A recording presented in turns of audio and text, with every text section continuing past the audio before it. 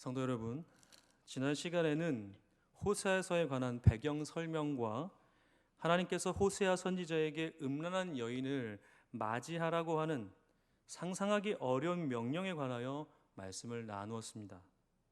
하나님은 이스라엘 백성들이 하나님을 배척하고 부와 명예 그리고 우상 숭배에 극심히 빠져 있는 점을 질타하시고 이 질타로 인해 하나님께로 다시 돌아오기를 간절히 바라셨습니다. 그러나 이스라엘의 영적인 상태는 회복되기 어려울 지경에 이미 이르렀고 웬만한 질타 정도로는 이스라엘을 돌이키기 어려웠기에 하나님은 극단의 조치를 취하셨습니다. 그것이 호세아의 결혼입니다. 호세아는 선지자였음에도 불구하고 선지자로서 결코 해서는 안 될 음란한 여인과 결혼하였습니다. 이 결혼 생활은 안 봐도 뻔한 드라마처럼 호세아에게는 엄청난 고통과 상처를 안겨주었습니다. 그렇지만 호세아는 하나님께서 하나님 스스로에 대한 자존심을 거두시고 이스라엘 백성들에게 사랑의 손길을 내밀고 계심을 너무도 잘 알고 있었기 때문에 그 상황에 자신을 맡깁니다. 몸소 자신의 삶으로 보여주었던 것이죠. 자신이 음란한 고매를 포기하지 않음으로써 하나님께서 음란한 이스라엘을 포기하지 않으신 것처럼 말입니다. 이렇게 호세아서는 하나님의 엄청난 결단을 선포함으로 시작됩니다. 이러한 흐름 속에 오늘 본문은 하나님께서 얼마나 이스라엘 백성들을 기다리시는지 잘 보여주고 있습니다. 성도 여러분, 바로 이 점을 오늘 함께 살펴보고자 합니다. 하나님의 기다림, 이 기다림이 과연 무엇을 의미하고 우리에게 어떤 메시지가 되는지 깊게 생각해 보고 우리 가슴에 새기는 시간이 되기를 간절히 소망합니다. 하나님은 이제 본격적으로 이름 짓기를 시작하십니다. 성경에서 이름을 짓는다는 것은 단순한 명칭을 나타내는 것이 결코 아닙니다. 각각의 이름은 그 이름 자체로 어떤 메시지를 담고 있습니다. 우리 성도님들께서도 자신의 자녀의 이름을 그냥 생각나는 대로 짓는 분은 아무도 안 계실 것입니다. 그만큼 이름 짓기는 그 자체적으로도 의미가 크다고 볼 수 있죠. 이처럼 이름 짓기는 그 자체로 의미가 큽니다만 이것을 하나님께서 직접 하신다고 생각해 본다면 그 의미는 상상 그 이상일 것입니다. 그렇게 하나님의 이름 짓기는 비로소 시작됩니다. 자, 성도 여러분, 호세아는 고멜과의 사이에서의 첫 아들을 얻게 되죠. 그리고 곧이어 하나님께서 이 아들의 이름을 지으십니다. 바로 이스라엘입니다. 본문 4절과 5절을 읽어보겠습니다. 여호와께서 호세아에게 이르시되 그의 이름을 이스라엘이라 하라. 조금 후에 내가 이스라엘의 피를 예후의 집에 갚으며 이스라엘 족속의 나라를 폐할 것임이니라. 그날에 내가 이스라엘 골짜기에서 이스라엘의 활을 꺾으리라 하시니라. 하나님은 호세아의 첫째 아들의 이름을 이스라엘이라고 지으셨습니다. 이스라엘이라는 이름의 뜻은 두 가지입니다. 하나는 하나님께서 흩으신다. 그리고 또 하나는 하나님께서 파종하신다입니다. 이 이름은 하나님의 심판과 회복이 동시에 들어 있습니다. 그러나 이 첫 아들 이스라엘의 이름은 회복이 아닌 심판에 관한 것입니다. 하나님은 이스라엘 백성들에게 이 아들의 이름을 이스라엘이라고 지으심으로써 심판의 메시지를 선포하셨습니다. 이 심판의 메시지는 크게 두 가지로 나타납니다. 이것을 먼저 설명드리겠습니다. 이스라엘이라고 하는 이름으로 선포된 심판의 메시지는 우선적으로 예후 왕가에 대한 임박한 심판이었습니다. 본문 4절에서 하나님은 이스라엘의 피를 예후의 집에 갚으며 이스라엘 족속의 나라를 폐할 것이라고 하셨어요. 이 가운데 우리가 알아야 할 것은 이스라엘의 피가 무엇인가라는 것입니다. 도대체 이스라엘의 피가 무엇을 나타내는가?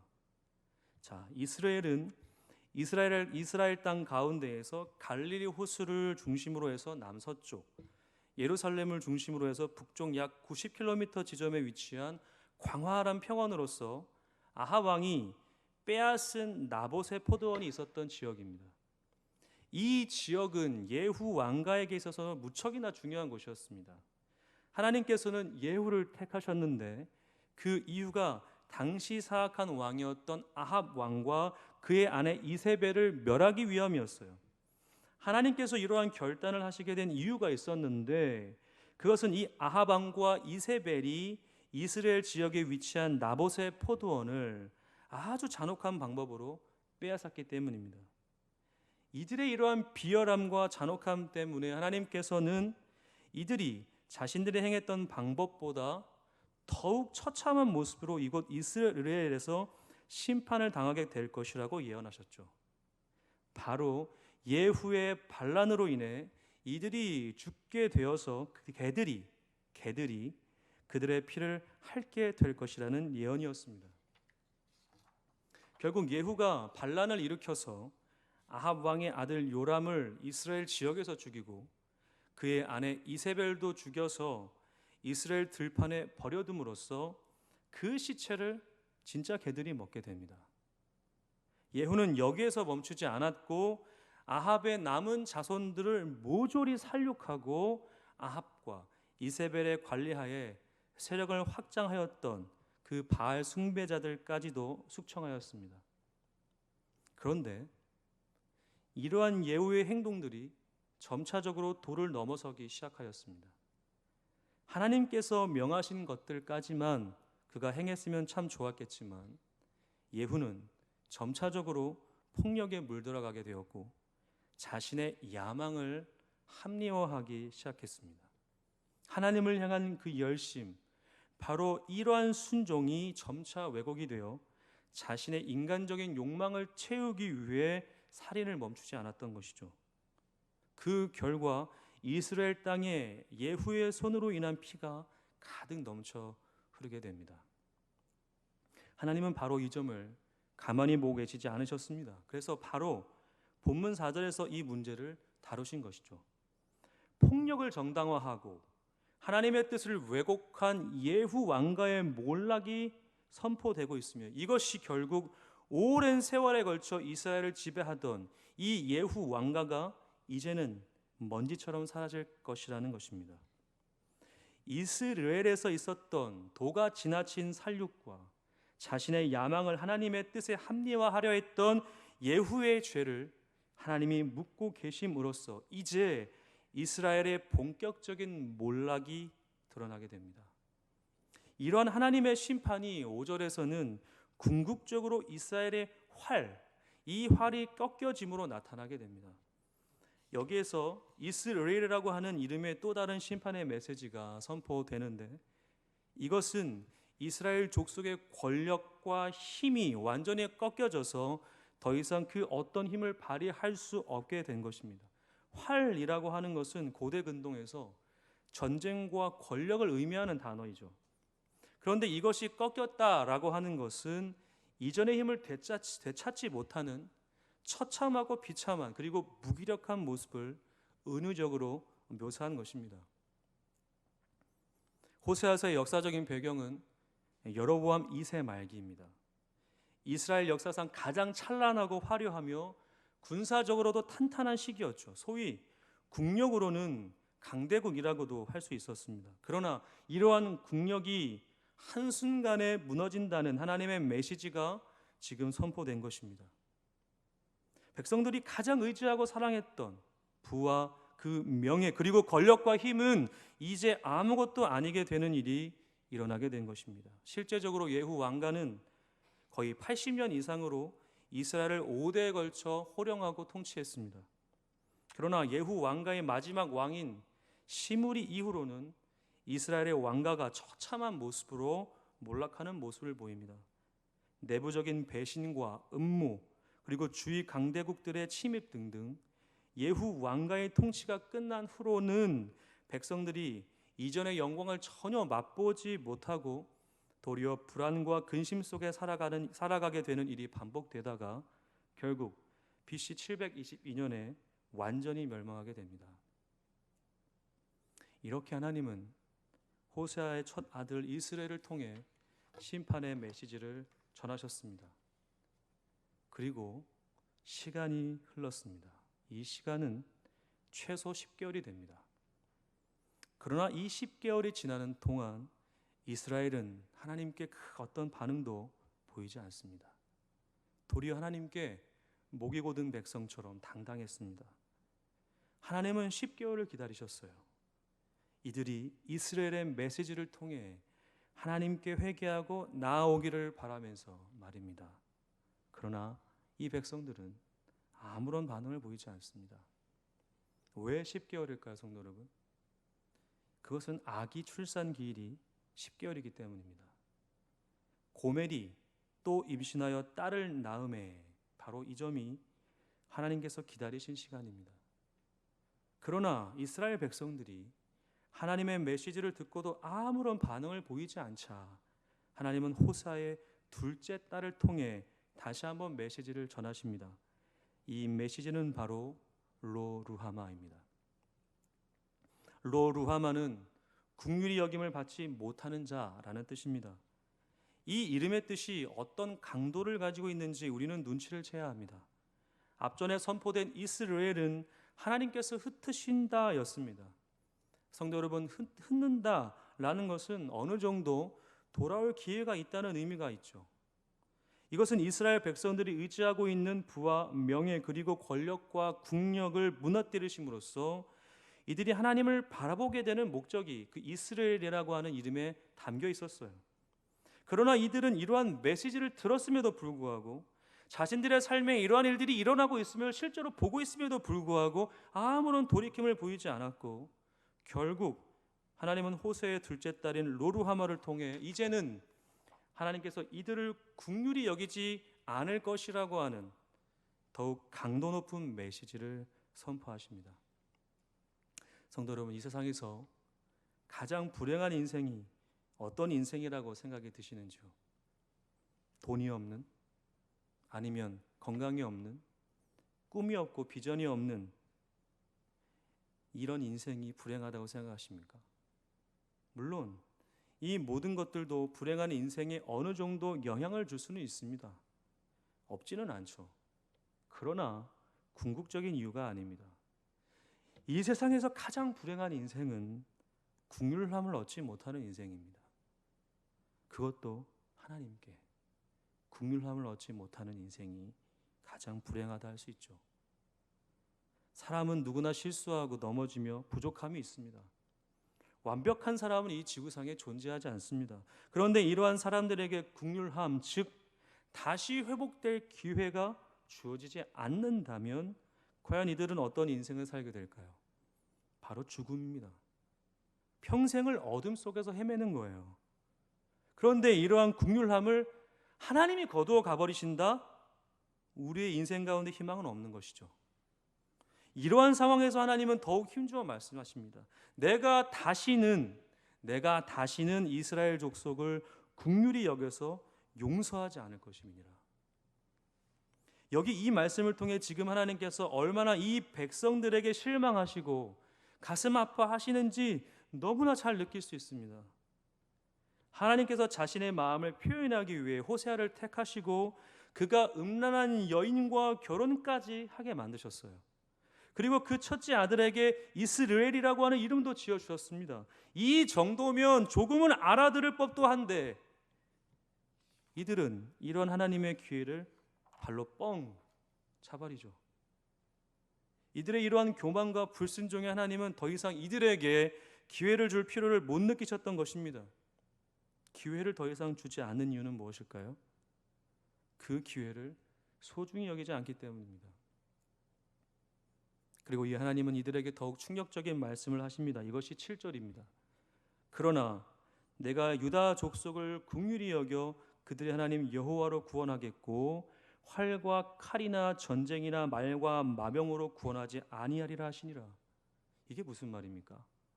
이 말씀은 남유다 백성들을 빗대어 누구에게 하신 말씀이죠?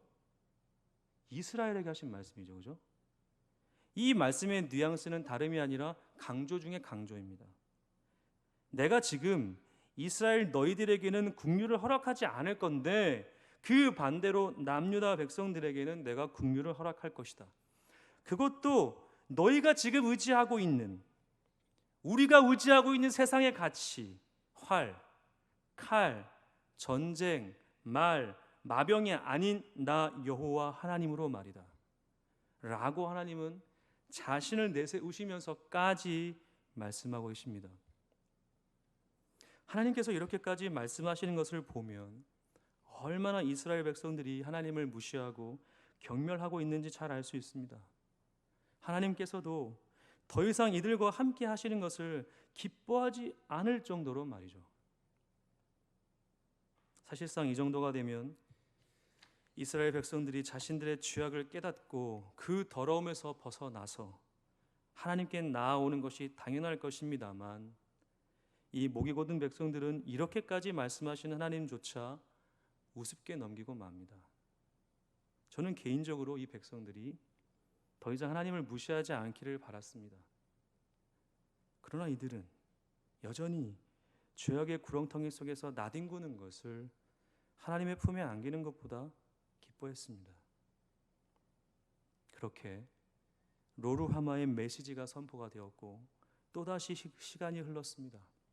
또다시 시간이 흘러요. 이 시간은 앞전의 시간보다 훨씬 더 길었습니다. 앞전에는 10개월 정도였다면 이제는 4년 정도의 시간이 흐르게 됩니다. 8절 서두에 이렇게 말씀이 전해지죠. 고멜이 로루하마를 젖댄 후에 또 임신하여 아들을 낳음에. 고대 사회에서는 악에 젖을 때는 시기를 대략 3년으로 보았습니다. 따라서 고멜은 로루하마가 3살이 되었을 무렵 아이를 임신하였고 낳았다고 볼 수 있습니다. 따라서 둘째 로루하마와 셋째 아들의 나이 차이는 4년가량이 됩니다. 이렇게 3년 이상의 시간이 지났고 그동안 하나님은 로루하마를 통해 또 한 번의 말씀을 선포하셨죠. 그 말씀은 하나님이 더 이상 이들을 긍휼히 여기지 않을 것이라고 하는 말씀이었습니다. 그러나 이들은 로루하마가 젖을 뗄 그 동안에도 하나님을 찾지 않았습니다. 하나님은 이전보다 훨씬 더 이들을 기다리셨습니다. 더 참아주셨어요. 그러나 이들은 하나님께로 끝내 돌아오지 않았습니다. 그러자 하나님께서는 한 번 더 이 긴 침묵을 깨시고 말씀하셨습니다. 그것이 바로 로암미입니다. 이스라엘 로루하마 로암미. 로암미는 내 백성이 아니다라는 말씀이에요. 이제는 더 이상 이 백성들이 내 백성이 아니다라는 거예요. 더 세졌죠, 이야기가. 흩으신다. 로루하마가 보였죠. 로루하마 그리고 로암미 이르기까지 하나님의 이 어미어미한, 하나님이 이 엄청난 긍휼을 더 이상 베풀지 않을 것이라고 하는 하나님의 이 마음이 이제는 끝내 이 백성이 나와는 아무런 관계가 없다라고까지 만들게 된 상황이 된 것입니다. 성경에서 이 말씀만큼 충격적인 말씀은 없어요. 성경 전체를 구속사적인 관점으로 보았을 때 하나님은 죄인들과 화목하시기 위해 자신의 모든 것을 보여주시고 인도하셨습니다. 그만큼 하나님은 하나님께 택함받은 그들을 사랑하셨고 은혜를 절대로 거둬가지 않으셨어요. 이러한 맥락에서 보았을 때 하나님의 배려와 긍휼하심이 지금 이 백성들에게 더 이상 임하지 않고 그냥 너희들은 너희들 알아서 살아라 라고 하나님의 이들을 내버려 두신다. 이거는 엄청난 사건입니다. 이것이 얼마나 절망이며 이 얼마나 지옥 같은지. 그래서 주님이 뭐라고 말씀하십니까? 나를 떠나서는 너희가 아무것도 할 수 없다고까지 말씀하신 거 아닙니까? 우리의 인생이 하나님을 떠나서는 살 수 없는데 지금 하나님은 뭐라고 말씀하시죠? 이젠 너희들과 나는 아무 상관이 없어 라고 하신 거예요. 이것은 죄인들의 입장에서는 최악 중에 최악의 상황입니다. 꽃이 가지에서 떨어지면 그 순간부터 죽은 거죠. 그죠? 마찬가지로 이제 이스라엘 이 백성들의 생명은 하나님의 이 선언으로 인해 바람에 나는 겨와 같게 된 것이죠. 성도 여러분, 하나님은 너무 슬프셨어요. 그토록 이스라엘, 로루하마, 이들을 통해서 자신의 마음을 보여주었건만, 다시 말해서 그토록 기다려 주었건만, 이 백성들은 하나님께 끝내 돌아오지 않았습니다. 하나님이 기다리면 기다릴수록, 하나님이 이들을 사랑하면 사랑할수록 하나님의 마음은 갈기갈기 찢어지고 무너져 내렸습니다. 성도 여러분, 혹시 누군가를 열심히 기다려 보신 적 있으십니까? 그 사람과 약속을 했는데, 함께 하기로 굳게 약속을 했는데 그 사람이 나타나지 않을 때 어떤 마음이 드십니까? 아마 별의별 생각이 마음속에 요동칠 것입니다. 그래도 그 사람을 사랑하기에 조금만 더 기다려보자, 조금만 더 기다려보면 내가 사랑한 그 사람이 나타날 거야 라고 스스로 위안하며 그 자리에 서 있습니다. 그러나 하루가 지나고, 이틀이 지나고, 1년이 지나고, 2년이 지나고, 4년이 지나도 그 사람이 그 자리에 나타나지 않는다면 어떠하시겠습니까? 솔직히 말하면 하나님의 이 기다림은 단순히 이 4년 정도로 정의할 수 없습니다. 그렇지 않습니까? 역사와 시간의 주권자이신 하나님께서 창세로부터 지금 이 순간까지 이 백성들을 끊임없이 기다리신 것에 비하면 아무것도 아니죠. 그러나 하나님은 이 백성들이 자신에게로 돌아오도록 초강수를 두셨어요. 호세아의 결혼 자체가 바로 그러합니다. 당장에 이들을 심판하시고 멸하실 수도 있으셨음에도 불구하고, 성도 이건 기억하셔야 됩니다. 지금 당장 우리를 멸하실 수 있는 하나님이세요. 교회를, 이 나라를, 이 지구를 흔적도 없이 날려버리실 수 있는 하나님이세요. 하나님이 만만하신 분이 아니죠. 그런데 그런 하나님께서 지금 당장 진노를 쏟아붓지 아니하시는 이유, 이전에 노아에게 방주를 지으라고 말씀하신 것처럼 이들에게도 이 결혼 생활을 통해서 하나님의 이 마음을 보여주신 것이죠. 그렇죠? 좀 깨달으라고. 그래서 하나님은 이 백성들이 돌아오기를 그토록 기다렸건만 이들은 하나님의 이 마음을 아무런 양심의 가책도 없이 무시할 뿐만 아니라 멸시했습니다. 성도 여러분, 어떻게 보면 호세아의 결혼은 하나님이 이스라엘 백성들에게 준 사랑의 선물입니다. 이 선물을 보고 하나님을 찾으라고 하는 전대미문의 선물이죠. 그러나 이것을 열어보지도 않을 뿐더러 곧바로 쓰레기통에 내던진 이들을 하나님이 얼마나 더 기다리시고 기다리셔야 한단 말입니까? 성도 여러분, 누군가에게 정성을 다한 선물을 준비해서 그 사람에게 주었어요. 근데 그 사람이 이 선물을 거들떠 보지도 않을 뿐더러 저 밖에 있는 소각장에다 그냥 내버려 둔다면 기분이 어떠하시겠습니까? 아마 말로 표현할 수 없을 분노와 모욕감이 성도님들 가슴속에 깊이 요동칠 것입니다. 그만큼 이 이스라엘 백성들의 죄악이 심각했었던 것입니다. 하나님이 계실 그곳에 우상이 세워지고 그것이 하나님인 양 섬기고 예배하는 일들이 그들의 삶에 가득했어요. 돈이, 명예가, 성공에 대한 욕망과 더 나은 삶을 위한 몸부림이, 잘됨과 인생의 만족들이 하나님이 계실 그곳에 떡하니 자리를 잡고 하나님 행세를 하고 있음에도 불구하고 이들은 그것을 전혀 분별하지 못했습니다. 아니요, 분별하지 못한 게 아니라 그걸 사랑한 거예요. 열렬히 사랑했습니다. 하나님께서 가장 경고하시는 일은 나 외에는 다른 신을 두지 말라입니다. 바꿔 말해 나 외에 다른 신을 사랑하지 말라이죠. 하나님보다 더 사랑하는 것, 하나님보다 더 많은 시간을 보내는 것, 그분과 함께하는 것보다, 그분과 동행하는 것보다 더 사랑하는 것은 하나님과 우리와의 관계를 더 이상 회복시킬 수 없게 합니다. 성도 여러분, 이 시대는 대화가 사라져 버렸습니다.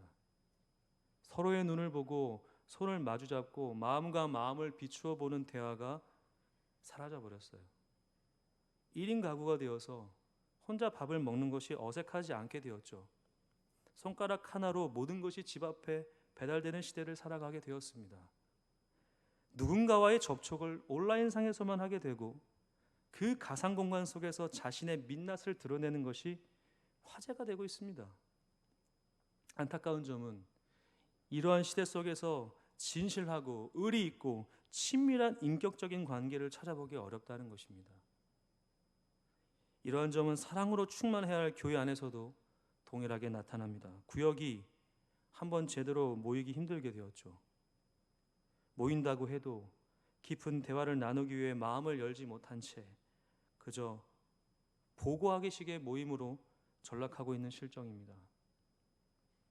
그러다 보니 교회에 와도 사랑을 느끼기보다 냉랭하고 날카로운 분위기 속에서 영혼의 상처를 받고 나가 떨어지게 되는 일들이 반복됩니다. 왜 그럴까요? 왜 이 땅의 교회들에게 이런 일들이 일어나게 되는 것일까? 근본적인 이유가 하나 있습니다. 그것은 바로 우리와 하나님과의 관계가 차갑기 때문입니다. 은혜가 없기 때문입니다. 영적으로 텅텅 비어진 자가, 아무것도 가슴 속에 뜨거움이 없는 자가 무슨 사랑을 나눠주겠습니까? 은혜가 없는 상태에서의 모든 일은 결국 자신의 만족을 위할 뿐입니다. 내 배만을 위할 뿐이에요. 그곳에 하나님은 없습니다. 그러나 그 모든 결과는 고스란히 내 자신이나 아니면 다른 이웃이 짊어져야 합니다. 너무 비참하죠, 그렇죠? 이스라엘 백성들은 지금 자신들의 상황에 만족하고 있을는지 모르겠지만 곧 임박할, 곧 임하게 될 하나님의 심판을 피할 수는 없습니다. 하나님이 없는 평안과 안정, 부와 명예, 권력과 힘 등은 폭풍이 몰아치는 상황에서 초를 켜려고 몸부림치는 격입니다. 아무리 노력해도 식어져가는 내 자신의 몸을 녹이려고 불을 켜보아도 금방 사그라지는 초를 보며 깊은 절망과 좌절을 맛볼 뿐이죠. 이제 방법은 없습니다. 하나님이 마음 먹으시면 방법이 없어요. 하나님께서 이 마음을 돌이키시기까지 방법은 없습니다.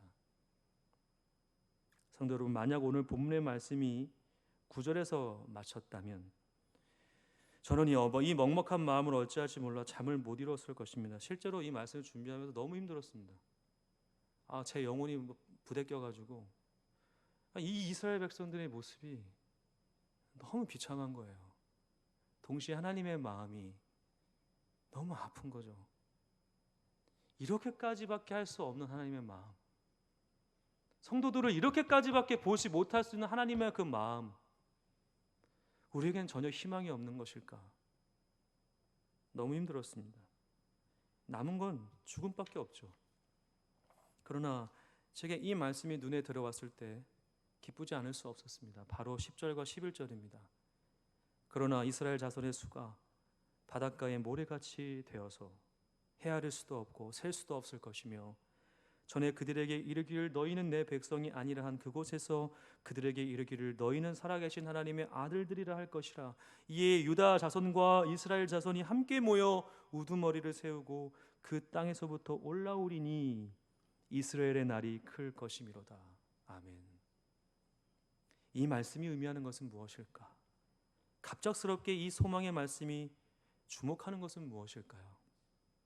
이것을 한마디로 표현하자면 이렇게 말할 수 있습니다. 하나님은 하나님께 온전히 순종하는 자들을 만드시고 그 안에서 하나님의 나라를 세워 가신다. 하나님의 이 말씀을 가만히 살펴보면 몇 가지의 단어가 바뀌었음을 알 수 있습니다. 주목해 보면은 알 수가 있는데요. 우선적으로 이스라엘을 지칭하는 단어가 바뀌었습니다. 전에는 하나님께서 이스라엘을 이스라엘 족속이라고 표현하셨어요.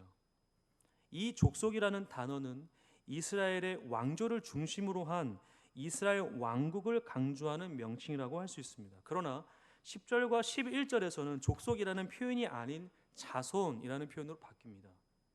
이 표현은 이스라엘 사람 개개인으로서의 이스라엘을 지칭합니다. 이러한 명칭의 차이는 앞의 심판의 대상과 이후 회복의 대상이 달라질 것을 의미합니다. 성도 여러분, 하나님께서는 왕조나 왕국의 차원에서는 이스라엘에 더 이상 긍휼을 베풀지 않으시고 자신의 백성으로 여기지 않을 것이며 나아가 심판의 막대기로 정한 이방인들을 통해서 철저히 심판하심으로써 그 왕조와 왕국을 무너뜨리실 것입니다. 그러나 이후로 하나님께서는 심판 이후에 이스라엘 자손 개개인에게, 왕족과 왕국의 의미가 아닌 개개인에게 초점을 맞춰 그들 가운데 진실로 하나님을 의뢰하는 신실한 자들을 구별하셔서 그들을 유다 자손들과 함께 고향으로 돌아오게 하시는 회복의 은총을 베푸실 것입니다. 바로 이 점을 하나님께서 이 단어의 변화를 통해 그 뜻을 나타낸 것이죠. 그리고 이 은총의 말씀 속에 이전에 아브라함과 이삭과 야곱에게 주셨던 그 축복의 내용이 다시 한번 등장함으로써 하나님의 그 신실하심과 자비하심을 선포하고 있습니다. 그리고 무엇보다 우리가 주목해야 할 것은 11절 후반부에 등장하는 이스라엘의 이름이 이곳에서는 어떻게 사용되었을까요?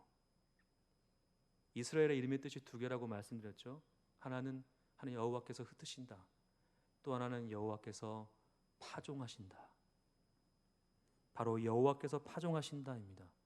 축복과 회복의 의미이죠. 이제는 이 이름이 축복과 회복의 이름으로 사용됨으로써 죄인들을 향한 하나님의 긍휼과 사랑이 완전히 끊어지지 않았음을 암시합니다. 그리고 결정적으로 우리가 마지막에 읽었던 본문 2장 1절에서 이런 하나님의 마음이 완전히 드러남을 보게 되는데 그 이유가 앞전에 호세아의 자녀들의 이름이 바뀌었다는 것이죠. 로 암미가 무엇으로요? 암미로. 로 루하마가 루하마로 바뀝니다. 로 암미가 내 백성이 아니다라고 한다면 암미는 내 백성이다. 로 루하마가 긍휼히 여김을 받지 않는다라고 한다면 긍휼히 여김을 받는다로 다시 바뀐 것이죠. 저는 이 장면에서 하나님께 진심으로 영광을 돌리지 않을 수 없었습니다. 왜냐하면 이 말씀이 선포되지 않으면 우리는 영원히 죽습니다. 소망이 없어요. 가망성이 없어요. 그런데 하나님의 이 어미하신 선포의 말씀으로, 하나님이 이들을 완전히 살리시겠다고 하는 이 약속의 말씀으로 우리는 다시 한번 숨을 돌리게 되는 것입니다. 저주스러울 만큼 하나님을 무시하고 멸시했던 이 백성들에게 하나님은 여전히 자신의 사랑을 거두지 않으셨습니다. 그리고 이러한 하나님께서 선포하신 이 메시지는 이들을 완전히 멸하시고자 하는 것이 아니라 사랑의 채찍질로서 이들이 돌이키기 원하는 정말 좋으신 아버지의 마음이었죠. 저는 이 말씀을 묵상하다가 예수님께서 제자들을 죽으시고 부활하신 후에 찾아가신 장면이 번뜩 떠올랐습니다. 자신을 죽음에 그냥 내버려두고 도망친 제자들, 이 제자들을 찾아갈 이유가 전혀 없으셨죠. 우리 예수님은 뭐 다른 제자 만들면 되잖아요. 우리가 죄 짓다가 잘못하면 우리 버리고 하나님이 성도님들 다 버리고 그냥 지옥에 던져버리고 잘하는 사람 택할 수 있잖아요. 이런 생각은 안 해보셨습니까? 내가 짓는 죄악이 하나님께 얼마나 문제가 되고 있는지 인식하고 계십니까? 근데 하나님 그것을 일일이 다 헤아리신 다음에 너는 안 되겠다. 너는 그냥 저 지옥에 가라. 우리가 무슨 할 말이 있겠습니까? 근데 우리가 지금 살아있잖아요. 그죠? 안 죽었잖아요. 돈이 좀 없을 수는 있잖아요. 건강이 조금 나쁠 수는 있잖아요. 좀 삶이 좀 뻑뻑할 수는 있잖아요. 그런데 죽지는 않았잖아요. 왜요? 생명의 근원은 돈에 있지 않기 때문입니다. 건강에 있지 않아요. 여러분들이 꿈꾸는 비전과 좋은 삶이 아니에요. 거기에는 영생이 없어요. 오직 하나님만이 우리에게 영생을 주실 수 있어요. 그분이 우리 안에 계셔야 우리의 영혼이 살아 움직이는 거예요. 그분이 떠나시면 우리는 그냥 죽는 거예요. 왜요? 우리의 이 육체에 호흡을 불어넣으신 분이 누구시죠? 하나님이시잖아요. 훅 하고 하나님의 그 생명을 불어넣어 주셨잖아요. 결국 우리는 하나님의 것이잖아요. 그렇죠? 근데 우리 주님께서 이 제자들을 찾아가셔서 좀 화도 날 법도 하잖아요. 왜 그랬니? 너희들 나를 왜 이렇게 버렸니? 좀만 기다리지 그랬어. 아무런 말씀 안 하시죠. 배고프니까 밥 먹자고 생선 구워주시고, 베드로에게는 아무런 말씀 안 하시고 너가 나를 사랑하느냐? 3번 물어보시고, 예, 주님 아시죠. 제가 주님 사랑하는 거 아시죠. 그러니까 예수님이 뭐라 하십니까? 내가 너를 귀하게 쓰겠다고 말씀하시잖아요. 내 믿음대로 살으라고. 하나님께서 그게 다시 한번 주님이 기회를 주시잖아요. 그냥 너덜너덜한 그들을 주님이 다시 끌어안으시잖아요. 너무나도 감사한 일이죠, 성도 여러분. 이제 이 말씀을 정리하고자 합니다. 하나님은 호세의 자녀들을 통해 이스라엘 백성들에게 사망 신고를 내리신 듯 보입니다. 얼핏 보면 그렇죠. 그러나 실제적으로는 사망 신고가 아닌 죄로 물든 우리의 영혼을 그 사랑 어린 손길로 하나씩 하나씩 수술하신 겁니다. 그게 우리 안에 있으면 죽으니까요. 좀 아플 수는 있지만 죽는 것보단 낫지 않겠습니까?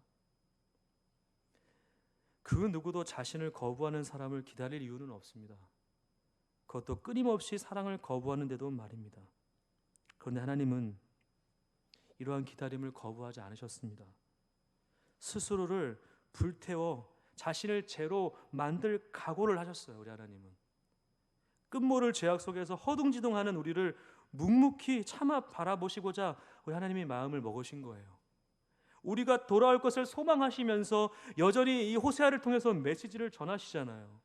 아직도 14장이라는 아직 호세아서가 안 끝났죠, 그죠?